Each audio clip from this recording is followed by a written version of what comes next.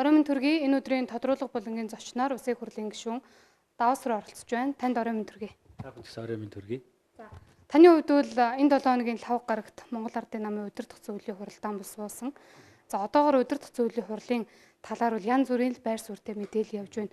Яг удирдах зөвлөлийн хурал дээр ямар асуудлууд яригдав?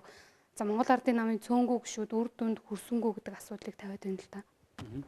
Яг удирдах зөвлөлийн хурлаар мэдээж хэрэг одоо сонгуулийнхаа үр дүнгийн талаар бас ярина шүү дээ. Өмнө ч ярьсан байсан, саяч гэлээсэн бас энэ талаар бас хөндөгдсөн. Нөгөө талаар ер нь одоогийн үүсэж байгаа энэ нөхцөл байдал. Энэ сонгуулийн үр дүнтэй хэн нэгэн хариуцлага хүлээх тухай асуудлыг бас ярьсан байгаа. Ер нь голчилж энэ хоёр сэдв дээр л ярьсан л да. Тэгэл нөгөө дагалдаал тэр нөгөө 60 тэрбум байдаг ч юм уу аль эсвэл одоогийн нэг болоод байгаа телевизээр яваад байгаа ялангуяа энэ одоо сошиал ертөнцөөр яваад байгаа асуудлуудаар бол бид нар бас тодорхой байр суурьудаа илэрхийлсэн. За энэ удаагийн болж өнгөрсөн ерөнхийлөгчийн сонгуул бол Монгол Ардын намын хувьд бол маш ач холбогдолтой сонгуул байсан. Яг тэгвэл жилд 2 удаа дараалан ялагдчихад байгаа шүү дээ. Тэгэхээр 3 дахь ялагдана гэдэг бол бас ер нь цаашдаа ерөнхийлөгчөөс энэ намаас хүн төрөх үгүй юу гэдэг хэмжээний асуудал болчиход байна шүү дээ. Нөгөө талаараа 2021 онд энэ уугуун улс төрийн хүчин 100 жилийн хойгоо тэмдэглэж шүү дээ. Гэтэл одоо харамсалтай нь бид нар төрийн тэргүүнээ бол алдчихлаа.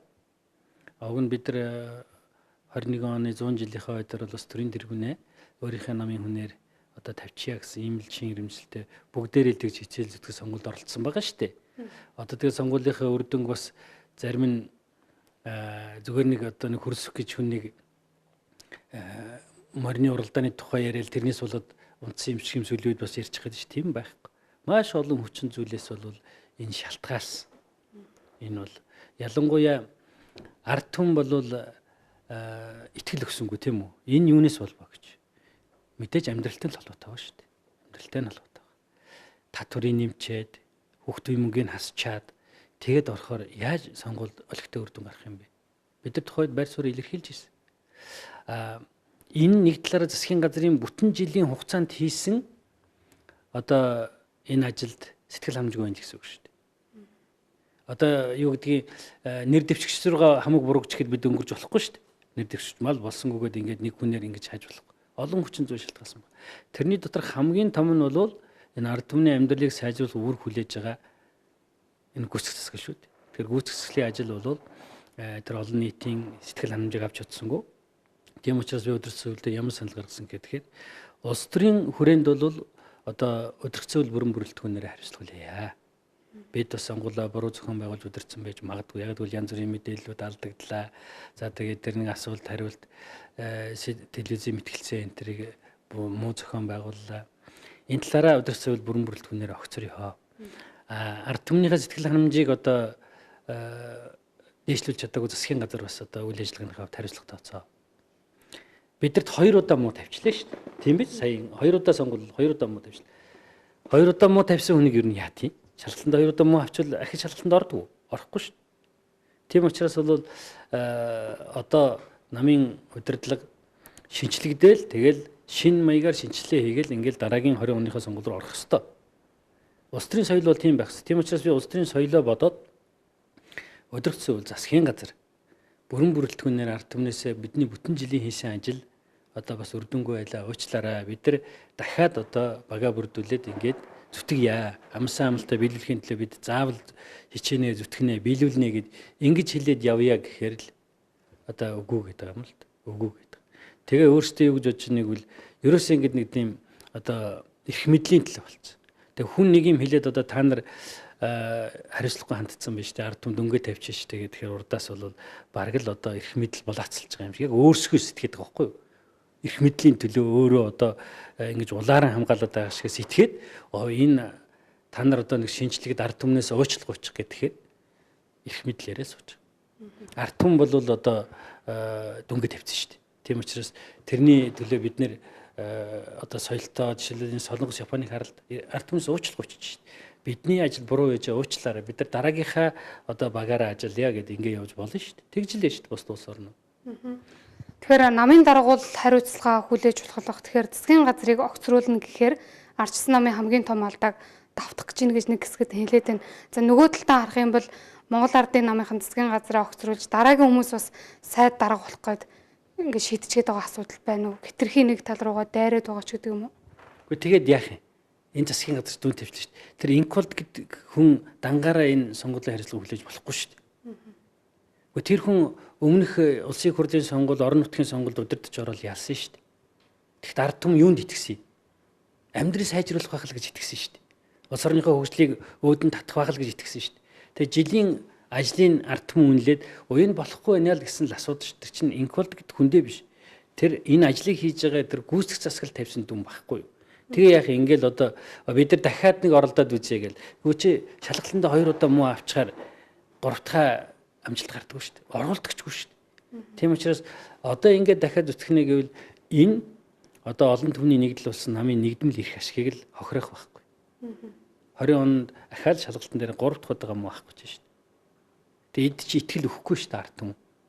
Тийм учраас энэ том улс төрийн хүчинд энэ 100 гаруй мянган хүнтэй улс төрийн хүчин дотор ахаа шинэ баг бүрдүүлэхэд энэ болохгүй байхгүй шүү дээ. Тэр чи халуун тушаалын юу биш байхгүй. Тэр улсууд тэгж бодоод шүү дээ.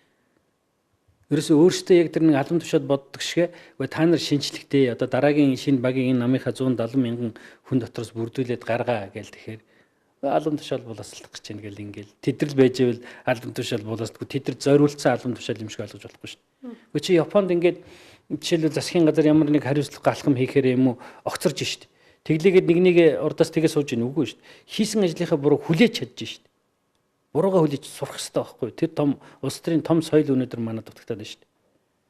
Тийм учраас бол өнөөдрийн ярьж байгаа асуудлууд ямар эрх мэдлийн биш сонгуулийн үр дүнгийн тухай яриад байна шүү дээ. Ард түмэн муу дүн тавилаа. Хариуцлага хүлээл гэж юм яриад шүү дээ. Тэрнээс биш энд одоо ингээд сайн ажиллаж байхад нь сонгуульд ялцсан байхад нь огцруулах гэдэг нь яг өөрөө чи хэлээд байгаа асуудал тийм үү? Нөө эрх мэдлийн төлөө гэж ойлгож болно. Тэр улсууд тэгж бодоод байна шүү дээ. Яг өөр их хэсгээс итгээд байна шүү дээ. Тэрнээс энэ тийм биш. Энд бол зүгээр л улс төрийн ууган хүчний хувьд улс төрийн соёл гаргал гэдэг байхгүй юу? Ард түмэнд дүнгээ тавьчих. Та нар болохгүй нэ гэчлээ. Одоо тэгвэл дахиад шинэ багаар ажиллаа гэдэг л асуудал. Шинэ баг гарч ирлээ гэхэд эдийн засгийн хамарлаас гаргах сайн баг бүрдэнэ гэж та харж байна уу? Дээрээс нь ерөнхий сайд бас ямар хүн байх вэ? Тэгээд яах юм? Тэгэл одоо сая энэ ард түмний муу дүн тавьсан багтаа зуралдаалах уу? Тэгж болохгүй шүү дээ. Энэ том улс төрийн хүчин тэр тусмаа хамгийн их боловсруучны нөхцөлтэй улс төрийн хүчин шүү дээ. Тэр ард түмэндээ амлсан тэр амлалтуудыг биелүүлэлт. Тэгээд явах юм бол ард түмэн ахаал энэ хүчинд дүнгээ тавьж шүү дээ. Итгэлээ өгнө шүү дээ. Одоо итгэлээ алдсан байна. Итгэл алдарсан байна. Тийм учраас бол итгэл алдарсан байна гэдэг чинь өөрөө дараа нь тэр итгэлийг олж авна гэдэг маш хүнд учраас бол шинэ баг бүрдээд тэгээ шинэ бүрэлдэхүүний нэнийг аваад явах юм бол намын удирдлага шинжилгээ ингэж явах юм бол тэрнээс биш ганцхан одоо намын даргыг солиод гэтэл намын дарга нь одоо бас нэг өөрийнхөө хүрээний хүнд өгчих маягийн юм бол тэр бол утгагүй юм болох байхгүй. Тэгвэл тэр ард түмэн хүлээж авах нь мэднэ шүү дээ. Ард түмэн чинь юм мэддэг болсон, мэдэрдэг болсон биз дээ. Одоо нэг бидний гаргасан том алдаа бол ерөөсөө ингээл мөнгө бүтцэд найдсан байна. Би энийг бүгдэнд нь хэлж гисэн. Өдөр цөлөө хөргөлтөлч та нар мөнгө бүтцэд л найдсан байна. Намынхаа бүтцэд. Гэтэл ард түмэн тэр мөнгөнд тэр намын бүтцэд явхаа болчихжээ. Өөр зүйл. Ерөөсөө ингээд би хэдийгээр надад энэ хүн мөнгө өгж байгаа ч гэлээ гэсэн сайхан юм амлаж байгаа ч гэлээ гэсэн би өөрөөхөө өгч болдгийм байх гэдэг ийм сэтгхүү өнөдөр энэ сонгуулиар бий боллоо шүү дээ. Энэ хамгийн том зүйл ахгүй юу? Энэ улс орон цаашдаа зөв явахын хамгийн том алхам энэ сонгуулиар хийгдсэн зүйл энэ. Энд чинь хоёр талаас нь мөнгө тараасан байгаа. Гэтэл ард түмэн яаж ийн өөрийнхөө л хүчиж шүү дээ. Маш их хэцүү зүтгэл гаргалаач гэсэн ард түмэн та нар болохгүй нэг л бидэнд муу дүнгээ тавьчих чадчих шүү дээ. Энд чинь цаашдаа улс төрийн намууд одоо энэ аль нэг нам дандаа сайн хүнээс бүрдээд нөгөө нам муу хүнээс бүрдэнэ гэж байхгүй. Ямар нам сайн нам байдаг вэ гэж одоо энэ соёлт ертөнцийг харуул. Шилдэгүүдээ урдаа гаргаад тэгээд ард түмний итгэлийг хүлээж байгаа нам тэр бол одоо дараагийнхаа сонгуульд ялтаа байгуулад явдаг байхгүй юу. Тэрнээс биш ингээл одоо нэг жоохон мөнгө хийгээд авъя тэгээд дараагийн сонгуульд мөнгөө тараач. Одоо энэ бүтц явахгүй. Ард түмэн хэлчлээ шүү дээ. Явахгүй шүү наадах чинь гэдэг. Тэгэхээр энэ бол маш том дэвшил бол манай одоо олон нийтийн дунд бий болсныг харуулж байгаа. Энэ бол цаашдаа улс төр тэгшэрхийн зөв болохын хамгийн том алхам. Ингэж сонгуул өгдөг болчих юм бол яг энэ нэг худлаа чалчаал Одоо ин эрх мэдлгүй байхдаа айгүй гоё ярьдаг, зөв ярьдаг. Эрх мэдлэлтэй болохоор шал өөрөөр явдаг. Ийм улсуудыг арчих байхгүй юу? Арчдаг болон цаашдаа. Тэгээд ирэхээр яг зөв төр бий болж эхэлнэ. Тэр популизм гэдэг юм чинь одоо тэр яг жинхэнэ сонгуулийн үед хийдэг улсууд байгаа даа шүү дээ. Сая яг би засгийн газар хичээлэл дургуцаад байгаа. Хүүхдийн мөнгө өгнө гэж сонгуульд орчин тийм үү?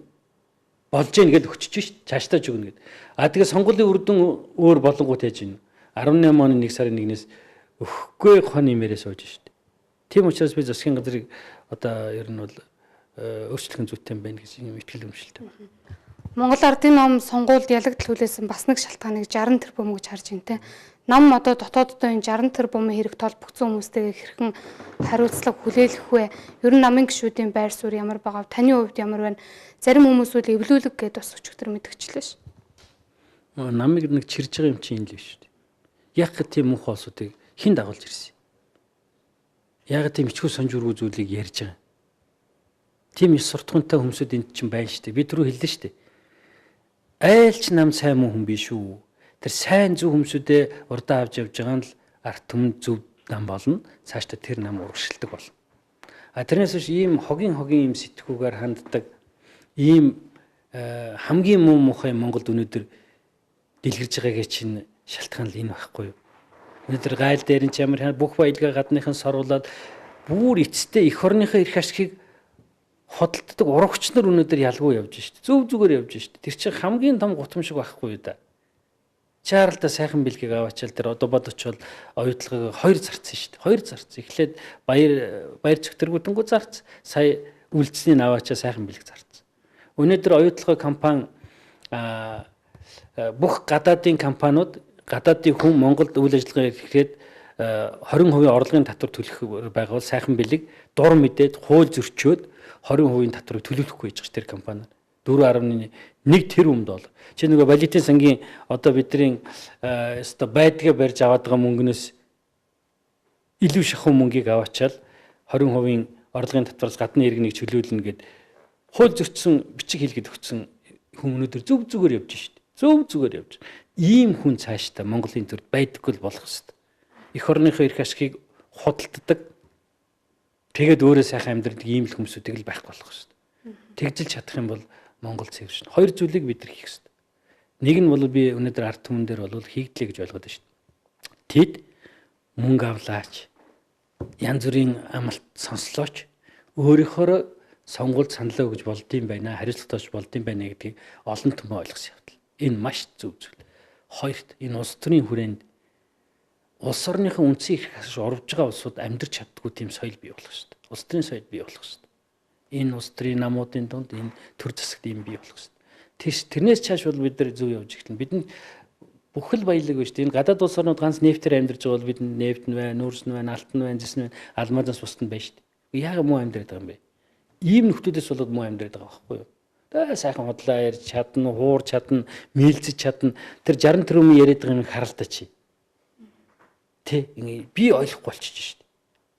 Хин энэ зүг яриад байгаа, хин худлаа яриад байгаа.